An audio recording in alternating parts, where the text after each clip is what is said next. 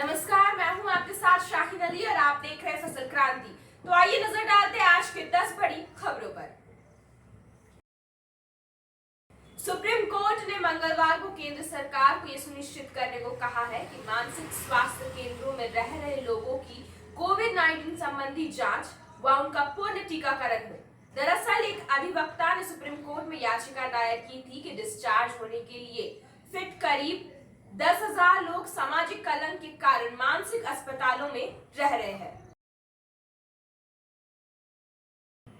केंद्र सरकार ने सहकार से समृद्धि दृष्टिकोण साकार करने के लिए सहकारिता मंत्रालय नामक एक नया मंत्रालय बनाया है, जिस सरकार ने ऐतिहासिक कदम बताया है। ये मंत्रालय सहकारिता आंदोलन को मजबूत करने के लिए एक अलग कानूनी ढांचा मुहैया कराएगा। ये मंत्रालय सहकारिता के लिए कारोबार को आसान बनाने की प्रक्रिया को कारगर करने का भी काम करेगा। दिल्ली के उप मुख्यमंत्री मनीष सिसोदिया ने कहा है कि दिल्ली में पिछले 2 हफ्ते रिकॉर्ड स्पीड पर वैक्सीन लगाने का काम चला, लेकिन फिलहाल दिल्ली में कोविड-19 वैक्सीन खत्म और केंद्र सरकार से सप्लाई भी नहीं आ रही है। उन्होंने कहा, मेरी केंद्र सरकार से अपील है कि दिल्ली वालों की जरूरत के हिसाब से जल्द वैक्सीन उपलब्ध कराएं। दिल्ली के मुख्यमंत्री अरविंद केजरीवाल ने राजधानी के कोविड-19 से प्रभावित परिवारों के लिए मंगलवार को मुख्यमंत्री कोविड-19 परिवार आर्थिक सहायता योजना लॉन्च की। कोविड-19 से जान गंवाने वालों के परिवारों को सरकार एकमुश्त 50,000 देगी, जबकि परिवार में कमाने वाले की मौत पर परिवार को 2500 महीने मिलेंगे। अनाथ बच्चों को उनके 25 साल के होने तक 2,500 महीने दिए जाएंगे। आईसीएमआर के महानिदेशक बलराम भार्गव ने प्रेस कॉन्फ्रेंस में शेयर की गई मनाली, शिमला और मसूरी जैसे हिल स्टेशनों व दिल्ली और मुंबई के बाजारों की भीड़ की तस्वीरों को भयावह कहा। स्वास्थ्य मंत्रालय के संयुक्त सचिव लव अग्रवाल ने कहा, हिल स्टेशनों पर यात्री कोविड-19 नियमों का पालन नहीं कर रहे हैं। हम दी गई ढील वापस भी ले सकते हैं।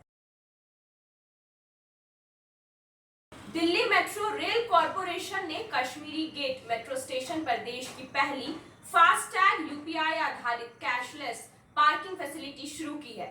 डीएमआरसी के एमडी मंगू सिंह ने इस पार्किंग फैसिलिटी का उद्घाटन किया, जिसकी तस्वीरें सामने आई है। बकौल डीएमआरसी इस फैसिलिटी में 55 4 पहिया वाहन और 174 2 पहिया वाहन खड़े हो सकते हैं। अब रुक करते हैं कृषि विभाग से जुड़े कुछ खबरों की ओर। जुलाई का महीना खरीफ फसलों के लिए काफी महत्वपूर्ण है। इस महीने की प्रमुख फसल धान है, लेकिन उड़द, मूंग, बाजरा, मक्का और ज्वार की भी बुआई होती है। कृषि वैज्ञानिकों के मुताबिक धान की रोपाई जुलाई महीनों तक हर हाल में पूरी कर लेनी चाहिए। साथ ही यूरिया की पहली तिहाई मात्रा का इस्तेमाल रोपाई के 6 से 8 दिन बाद कर ले, जब पौधे अच्छी तरह से जड़ पकड़ चुके हो।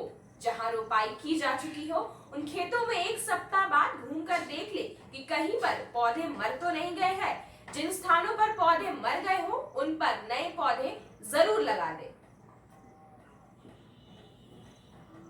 बिहार के कई जिलों में चकबंदी का काम चल रहा है। राज्य में 70 के दशक में पहली चकबंदी शुरू हुई थी, जो 1992 में बंद हो गई थी। हालांकि बाद में कोर्ट के आदेश पर इसे फिर से शुरू किया गया, जो बेहद ही धीमी चाल से चल रही है। बिहार सरकार पुराने चकबंदी के कागजों को सुरक्षित करने के लिए उन्हें डिजिटल रूप में तब्दील करवाएगी। माना जाता है कि चकबंदी किसानों के लिए बेहतरीन होती है। तो चलिए जान लेते हैं कि क्या होती है चकबंदी और किसानों को इससे कैसे मिलता है फायदा। आमतौर पर चकबंदी की प्रक्रिया को किसान काफी जटिल मानते हैं। ग्रामीण इलाकों में अक्सर परिवार में बंटवारे के बाद जमीन भी बढ़ जाती है।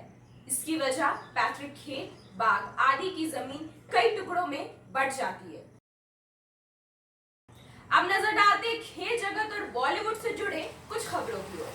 धावक हिमा दास ने मंगलवार को सोशल मीडिया पर नोट शेयर कर बताया कि 100 मीटर और 200 मीटर स्पर्धाओं में क्वालिफिकेशन से पहले चोटिल होने के कारण वो अपने पहले ओलंपिक्स में हिस्सा नहीं ले सकेंगी। उन्होंने लिखा, लेकिन मैं जोरदार वापसी करूंगी और 2022 के कॉमनवेल्थ खेलों, एशियाई खेलों और विश्व चैंपियनशिप की तैयारी पर ध्यान केंद्रित करूंगी। अंत में आपको बता दें, दिग्गज अभिनेता दिलीप कुमार का 98 वर्ष की उम्र में मुंबई के हिंदुजा अस्पताल में निधन हो गया है। उन्हें सांस लेने में तकलीफ होने पर 30 जून को अस्पताल में भर्ती कराया गया था। गौरतलब है कि दिलीप कुमार ने बॉलीवुड में 1944 में डेब्यू किया था और 1998 में आई किला उनकी आखिरी फिल्म थी। आज के लिए बस इतना ही। आगे हम ऐसे ही आपको और भी अपडेट्स देते रहेंगे। तब तक के लिए बने रहिए हमारे साथ और देखते रहे फसल क्रांति। अब मुझे दीजिए इजाजत। धन्यवाद।